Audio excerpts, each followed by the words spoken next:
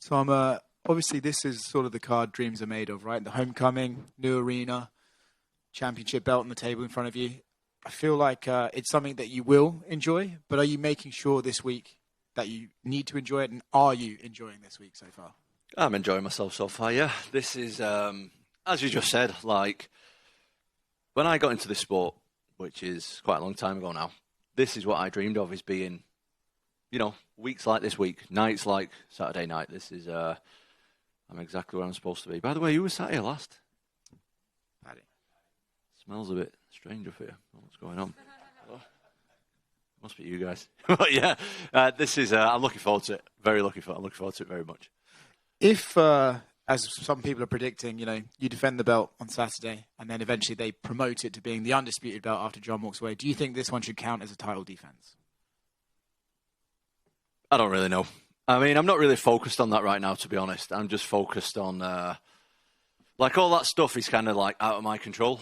Like all this political stuff with John and Stipe and the interim stuff and the defense stuff, like, I'm not really too bothered about it. I just focused on beating Curtis Blaydes, and that's it. As a percentage, how much harder are your hands after soaking them in the gasoline? Mate, they're like absolute stones. You know what? I seen them new gloves. They sent me some of them new gloves, and they're a lot smaller than the other ones. There's a lot less padded on them, and I just thought, you know what? I need to harden the knuckles up, and that's the only way that I know how. So I've been doing the old gypsy method of dipping them in petrol, and they're like rocks, mate. Yeah. Is any part of you concerned about the obvious health risks of putting your hands in petrol for Which are what? I don't know. I just feel like having a flammable liquid seep into your hands is probably going to cost you at some point. They're doing all right so far, mate. We'll find out on Saturday night, won't we? We'll find out if I get a disgusting knockout on Saturday. You better believe that half of the roster are going to be dipping the knuckles in petrol. So it'll be all good. I know, obviously, life doesn't really go past this weekend, but should you get the win this weekend, does it make sense for you to be in November in Madison Square Garden in November watching those two fight? I mean, that'll be a lot of fun. I love New York, love MSG, so that would be great. Tom, right here. Before Curtis's last fight, he said that a lot of fans and pundits kind of view him as the gatekeeper of heavyweight. Like, you can't be a contender until you face Curtis. But you yourself said that you take Curtis Blaydes very, very seriously. So do you view Curtis Blaydes as a gatekeeper, or is that just a moniker? No, I don't at all. I think the guy's been in the top 10 for a long time. He's done basically everything that there is to do apart from win a title. Curtis Blaydes has done so. I respect him a lot. I respect what he's all about. I respect him as a person, as an athlete, everything. And I've taken him. Whatever. I have taken him very seriously in the build-up, and I am taking this fight very, very seriously. I'm not looking past him at all. Obviously, a lot of people point to your athleticism and speed as kind of what sets you apart in the heavyweight division. Do you think Curtis is that heavyweight that can match you in the athletic department? No. Curtis, obviously, he comes with a very high-level grappling background. You yourself are a black belt. You have a tattoo on your wrist. Normally, when we see two grapplers in there, it can turn into a striking battle. So how do you rate Curtis Blaydes striking? Well, I think I'm, first of all, a grappler, but I've also been doing MMA a long time. The same as Curtis is, first of all, a wrestler, but he's been doing MMA a long time. So even though we've got both decent grappling backgrounds, this is an MMA fight. So I rate Curtis's. I don't know. For me, I think I look at it a little bit different to a lot of other people. Is like, I don't look at it like individual stuff. I don't look at it like, oh, this guy's a good wrestler and this guy's a good striker or whatever. Like, this is MMA. I look at MMA as a sport of its own. I don't look at it as 5, 6, 7 different disciplines. Like, for me, it's one discipline. It's the discipline of MMA, and you need to be sufficient standing, grappling, on the ground, on the fence, on your back, on top, doing everything. Like, you need to be good at everything in this sport. So. We're both decent at grappling, but we're both, top of the top level MMA fighters, so it's going to be interesting. Well, I asked Curtis this too, and I'm curious your thoughts. Do you think heavyweights get credit for being well-rounded martial artists, or because to Curtis said, you can't really go in there and trade like lightweights because when you touch them on the chin, you kind of go to sleep. Do you think heavyweights get credit as being well-rounded martial artists? I mean, probably not.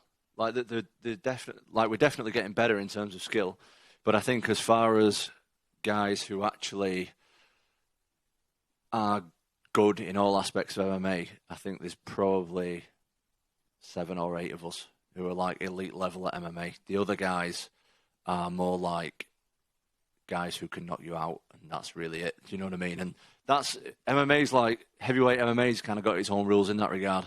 At any other division, you need to be like fully skilled everywhere, whereas in the heavyweight division, it's just like there's still guys knocking around who they just need to hit you once, but they're not really great everywhere else. When Curtis fought in Denver, he said he wasn't the biggest fan of fighting at home because you're kind of being pulled in multiple directions. How has it been for you, as the champion fighting at home? Well, I've been pulled in multiple directions. But yeah, I mean, it's fine. Like, this is my 4th time fighting in the UK, actually.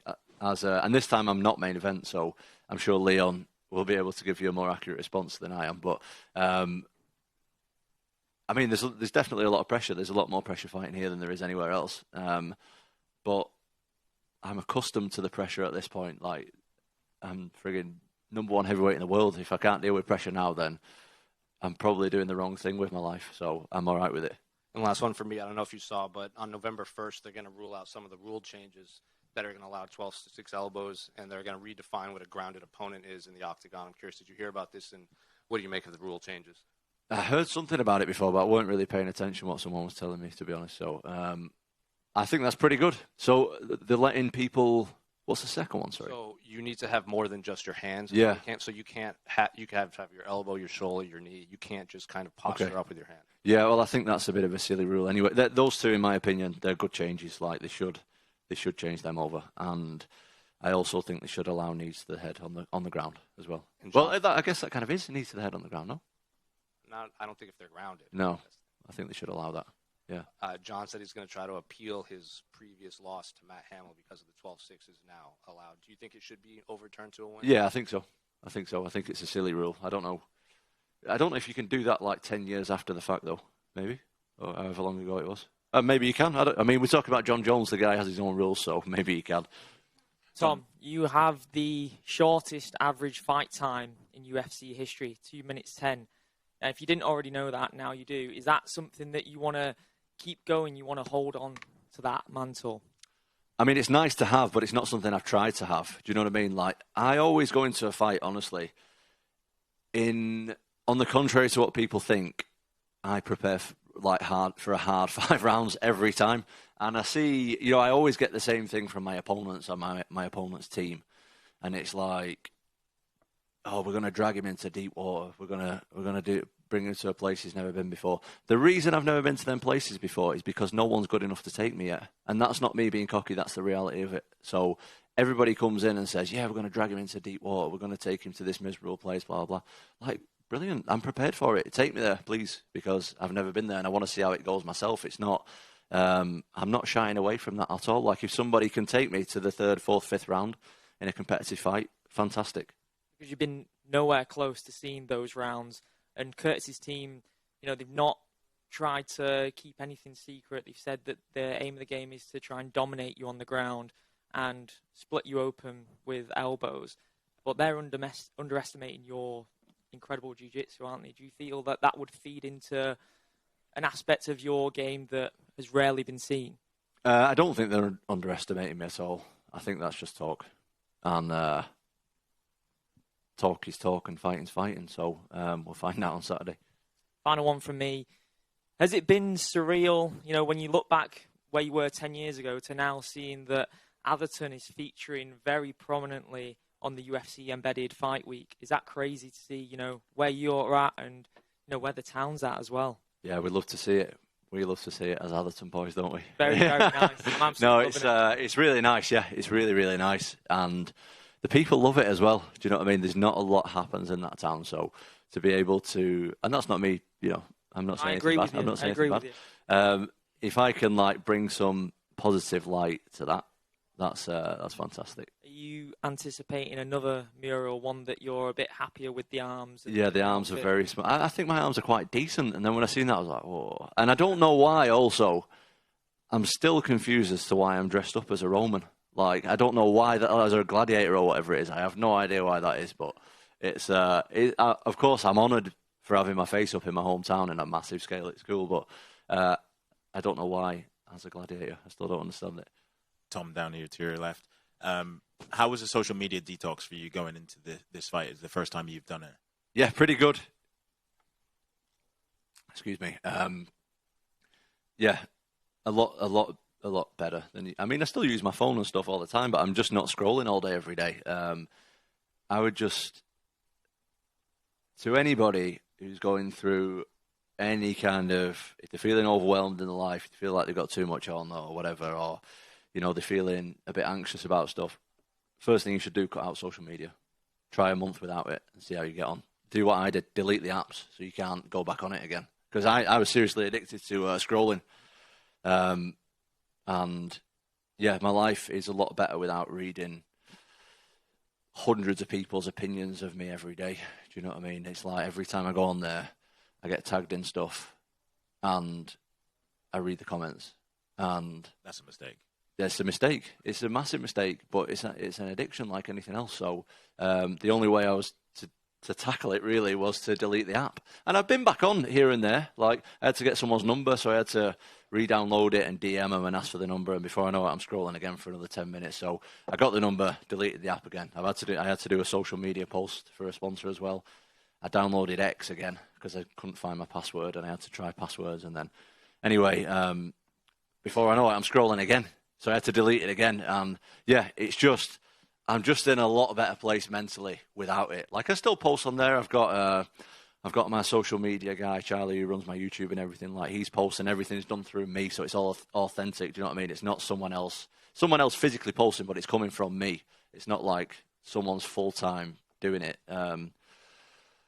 But my life's a lot better without reading a load of people's opinions all the time. Honestly, I was at the spot where I was in a point where I didn't even really know my own opinion on stuff anymore because I'm reading too many other people's opinions. I don't know, we're getting a bit deep up here, but it was it was full on, and I'm better off without it. Yeah.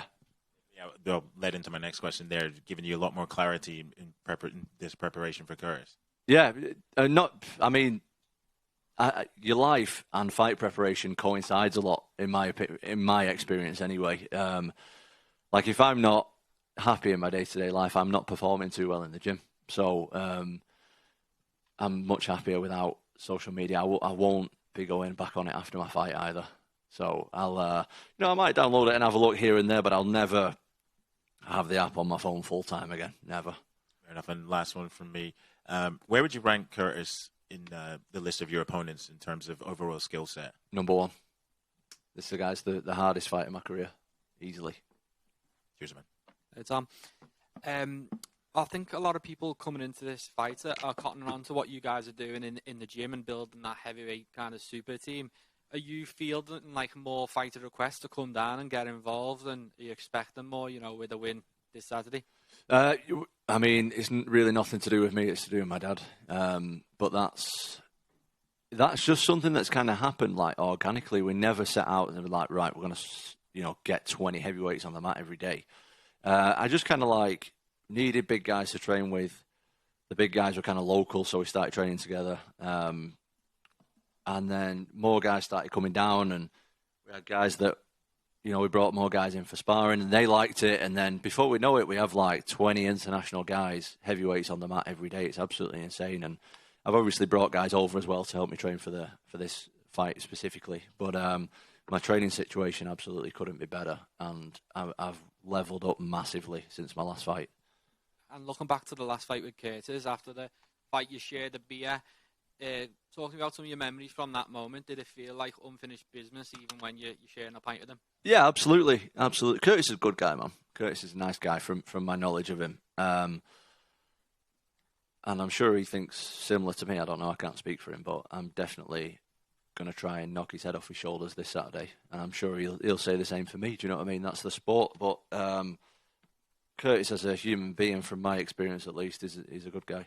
Just finally from me, the pound for pound debate rages on. Dana White, whenever he gets a chance, he'll tell you John Jones is the man. Other people say he's not active enough, and you're in a position to comment on that. What do you think? what is this pound for pound bullshit? It's a load of rubbish. It's like saying, it just doesn't even make sense. Like, don't get me started on that shit. It's just like, how can you have a pound for pound? What does that mean if everyone's the same size? So how can you compare Demetrius Johnson's style to Brock Lesnar's style and say if they're the same? Like, they've got completely different attributes. It's like, I've got a bulldog, right? It's like saying, right, if my bulldog had a really long neck, it would win a giraffe or the bulldog. Like, it's absolute bullshit. How can you even compare it? It's a lot of rubbish. Tom here. How much of this fight is mental due to the way the first fight with Curtis ended? Every fight's mental. Every fight's like a solid 50% mental, in my opinion. For me, that fight's in the past. I'm not focused on that too much. That wasn't really a fight. Curtis is a good guy. He brings good skills. He's great everywhere. And we're two different guys now than we were 2 years ago. You know, MMA moves really quick. So, yeah, this is a new fight for me, really. And you were Muhammad Makayev's first ever Brazilian Jiu-Jitsu coach. What was it like? What has it been like seeing his rise up this flyweight division? Yeah, I don't know. Did he tell you that? He said it in an interview a couple of right, maybe. I don't know. Because I used to teach a kids class, and he would come to the kids class. So that's how it worked. Yeah, I've known Muhammad since he was like 11, 12 years old. Since he first came to this country, really. I'm not involved in his career anymore. I don't know what he's doing at the moment, but I speak to him all the time. We're friends. But before he was even fighting, really, he's like special. He's a special guy. And I believe he's definitely going to be a champion in the flyweight division for sure. What do you think of his fight with Manel Kape? In all honesty, and this is nothing against Manel Kape, I don't really watch flyweight MMA, so I don't really know much about him, to be honest. So I don't know how the fights. I don't have an accurate assessment. I watch Muhammad because Muhammad's my friend, and I'm interested in him, obviously. As far as the flyweight divisions, usually, in all honesty, I'm fast-forwarding the flyweights.